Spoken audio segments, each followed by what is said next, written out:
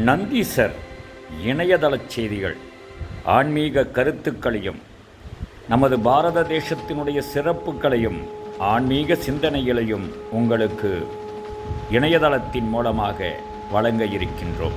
ஐயா, உங்ககிட்ட ஒரு கேள்வி. சாமியார்கள் அரசியலுக்கு வரலாமா? உங்களுடைய கேள்வி மிக அற்புதமான கேள்வி. ஆன்மீகவாதிகள் அரசியலுக்கு வரலாம். ஆன்மீகவாதிகள் அரசியலுக்கு வந்தாதான் நம்மளுடைய தர்மம் தலை தோங்கும். நம்மளுடைய உலகமெங்கும் நம்மளுடைய தர்மத்தை உலகமெங்கும் மக்களுக்கு சொல்ல முடியும். அந்த விஷயத்தை தான் இன்னைக்கு நரேந்திர மோடி அவர்கள் செய்து கொண்டிருக்கிறார். ஆன்மீகவாதிகள் அரசியலுக்கு வர வேண்டும், அப்படி தான் வந்திருக்காரு நம்மளுடைய உத்தரப்பிரதேஷ் முதல்வர் யோகி. அப்படி ஆன்மீகவாதிகள் எல்லாம் இந்தியா பூரா அரசியலுக்கு வர வேண்டும் என்பது என்னுடைய கருத்து. அதுக்கு உங்களுக்கு பொருள் நான் விளக்க சொல்கிறேன். தாராளம் கட்சி இருக்கலாம்.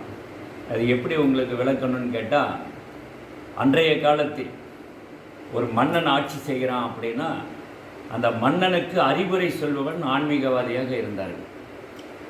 அரசாட்சி எப்படி செய்ய வேண்டும், அந்த அரசாட்சியினுடைய முறைகள் எப்படி இருக்க வேண்டும் என்பதையெல்லாம் முற்றும் அறிந்த ஒரு ஞானியாக இருப்பவன் தான் ஆன்மீகவாதி. அந்த ஆன்மீகவாதியை ஆலோசனையாக வைத்துக்கொண்டு அந்த நேரங்கள் எப்படி ஒரு போருக்கு செல்ல வேண்டுமென்றால் அந்த போரில் போய் எப்படி வெற்றி அடையணும், இந்த சூட்சமங்களை எல்லாம் அந்த ஞானியாக இருக்கின்ற ஆன்மீகவாதியிடம் கேட்டு தெரிந்து அதன்படி அரசாட்சி செஞ்சார்கள். அப்படி இருக்கும் பொழுது அந்த ஆன்மீகத்தினுடைய தர்மத்தை வெல்ல வேண்டும், தர்மத்தின்படி வாழ வேண்டும் என்பதை உரைப்பதை ஆன்மீகவாதியாக இருந்தார்கள். அன்று அரசியல்வாதியே, அந்த மன்னர்களே ஆன்மீகவாதியிடம் கேட்டு ஞானத்தை பெற்று குருவிடம் அனுகிரகத்தை பெற்று கொண்டுதான் அவர்கள் ஆட்சி செய்தார்கள். ஆனால் இன்றைய காலத்திலே ஆன்மீகவாதிகள் கெட்டி வைத்த ஆலயங்களை பூரா கொள்ளையடிப்பதற்காக இருக்கின்ற நிலைதான் நாம் பார்த்து கொண்டிருக்கிறோம். ஆன்மீகவாதியை கேலிக்கூத்தாக பேசிக்கொண்டிருப்பது, ஆன்மீகத்தினுடைய பெயரை சொல்லி இன்று அரசியல்வாதிகள் ஆன்மீகத்தை அழித்து கொண்டு இருக்கின்றார்கள். ஆனால் ஆன்மீகவாதிகள் எல்லாம் தூங்கிக் கொண்டிருக்கிறார்கள், நல்ல சாப்பாட்டு ராமனாக இருக்கிறார்கள்.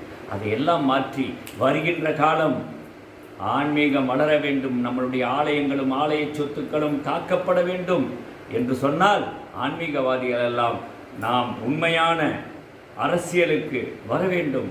எங்கு தவறு நடக்கிறதோ அதை தட்டி கேட்க வேண்டும். அப்படி நிலை இருக்கும் பொழுதுதான் ஒரு ஆயிரம் ஆண்டுகள் நம்மளுடைய பெருமைகள், கலாச்சாரங்கள், நாகரிகங்கள் எல்லாம் இந்திய மண்ணிலிருந்து தான் உலக அளவில் சென்றது. அதற்கு உதாரணம் நம்மளுடைய காசி விஸ்வநாதர் கோயில். ஒரு காலத்திலே அடிமைப்பட்டு கிடந்தது. காசி ஆலயத்திற்கு செல்கின்றவர்கள் ஒரு 25 ஆண்டுகளுக்கு முன்னு செல்லும்போது தெரியும், அந்த இடம் அவ்வளவு பயங்கரமாக இருக்கும்.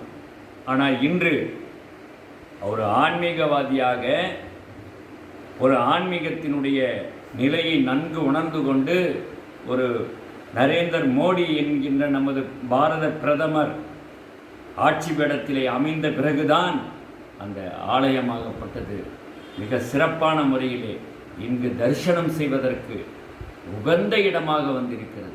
ஆனால் தமிழகத்தில் மட்டும் ஒரு கேலிக்கூத்தாக இருக்கிறது. ஆன்மீகவாதிகளை கண்டாலே திராவிட பகுத்தறிவு, சாமி இல்லை என்று கூட்டம் ஆன்மீகத்திற்குள் ஆலயத்திற்குள் இருக்கிறது. ஆன்மீகவாதிகள் எல்லாம் வெளியே நிற்கின்றார்கள். இது என்ன நியாயம், இது என்ன கூத்து? இதெல்லாம் மாற வேண்டும். அதற்காக நீங்கள் ஆன்மீகவாதிகள் நல்ல அறம் சார்ந்த அரசியலுக்கு வர வேண்டும் என்பது என்னுடைய கருத்து. போற்றியோம் நம சிவாய.